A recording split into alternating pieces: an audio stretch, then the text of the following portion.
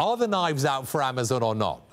The knives are out, they're on the table, but there's not a huge amount that he can do to wield them, it seems. Basically, from a regulatory and legal perspective, the sources that my colleagues reported, or our colleagues reported in the US, said that there is very little that Trump is actually planning to do or is, in fact, able to do. The one weapon that he can wield is contracts, and there is a big Pentagon contract coming up for cloud services. Of course, AWS, Amazon Web Services, is the biggest player in that space, and there is the risk then that Trump could decide to award that contract elsewhere. They also reported that on Tuesday he had dinner with Safra Catz, the CEO, of course, of Oracle, and that is the big rival in that space, or one of the big rivals in that space. The criticism Trump has said has surrounded the US Postal Service. Amazon's, getting an easy ride, essentially. Does Amazon cost the US Postal Service massive amounts of money? Is there any truth in Trump's complaints when it comes to that side of the equation?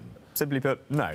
There is an argument that, more broadly, the US Postal Service charges too little for its services as a whole. But their revenue was having very big problems with their revenue before they signed a big contract with Amazon a couple of years ago. And since then, they've recovered and their profitability has increased, or more pertinently, their losses have decreased. Then Amazon pays the market-going rate and has an agreement with the service. Now, of course, Trump complains that this is costing the US taxpayer money. The US Postal Service isn't taxpayer funded. It goes on the open market.